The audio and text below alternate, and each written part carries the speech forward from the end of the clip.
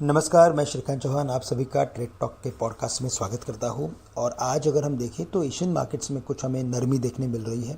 उसका सबसे बड़ा रीज़न यही है कि यूएस में जो एक स्पेसिफिक न्यूज़ फ्लो है कि एप्पल के फ़ोन को चाइना बैन करने जा रहा है और कई सारे उसके गवर्नमेंट ऑफिस में उसने बैन भी किया है।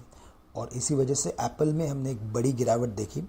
नियरली 6.5% के करीब एप्पल के शेयर्स गिरे हुए हैं और उन्होंने नियरली $190 बिलियन के वैल्यू को इरोड भी किया है।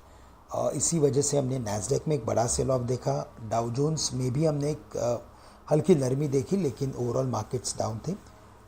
ऑन द अदर साइड अगर हम इकोनॉमिक डेटा देखें तो वहाँ पे भी जो जॉबलेस क्लेम्स है वो भी अगर आप देखें तो वो कम होते जा रहे हैं। और इसी वजह से हमें लग रहा है कि जो इंटरेस्ट रेट की जो दरें हैं वो यूएस में और भी हायर लेवल्स पे बरकरार रहेंगी।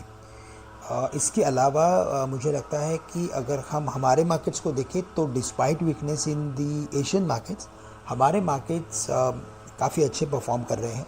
और कल के दिन में इनफैक्ट हमने 19,650 के लेवल को क्रॉस किया है, जो एक बड़ा लेवल था।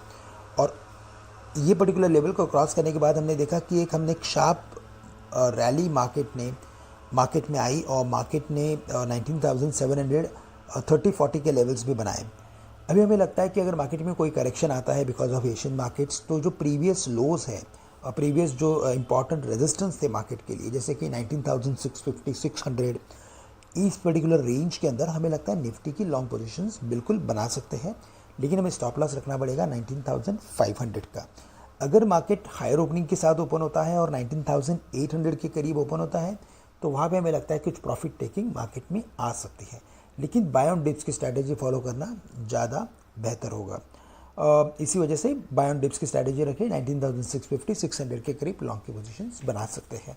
बैंक निफ्टी में सिमिलर फॉर्मेशन है। इनफैक्ट कल के दिन में हमने एक बड़ी रैली बैंक निफ्टी में देखी और इसी वजह से हमें लगता है कि अगर कोई करेक्शन बैंक निफ्टी में आता है तो अगेन 44,750 से लेकर 700 के रेंज में हम कुछ लॉन्ग की पोजीशंस बना सकते हैं। हायर लेवल्स पे 45,000 45,050 पे रेजिस्टेंस रहेगा। उन लेवल्स के करीब अगर बैंक निफ्टी खुलता है तो आप कुछ मुनाफा वसूल कर सकते हैं।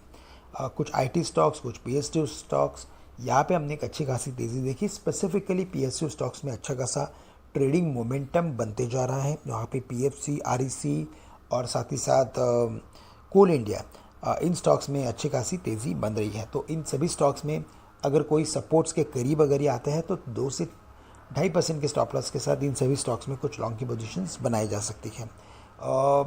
इसके अलावा अगर हम पीएसयू बैंक्स की बात करें तो सभी में हमने कुछ ना कुछ एक्टिविटी देखी है और यहाँ पे भी हमें लगता है कि बुलिश का व्यू रखना ज़रूरी है।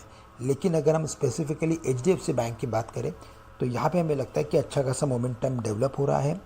पिछले हफ्ते भी जब इसमें करेक्शन था तो हमने यही कहा था कि अगर मीडियम टू लॉन्ग टर्म का अगर व्यू हो तो बिल्कुल इसमें इन्वेस्टमेंट्स करें, लेकिन करंट लेवल से भी इसे लॉन्ग करें और एक मीडियम टर्म के व्यू के साथ इसे होल्ड कर सकते हैं। इमीडिएट बेसिस पे 1660 का रेजिस्टेंस है, 1700 का रेजिस्टेंस है एचडीएफसी बैंक के लिए। तो दोस्तों आज के लिए बस इतना ही। आप सभी से मैं आज के लिए विदा देता हूँ। धन्यवाद।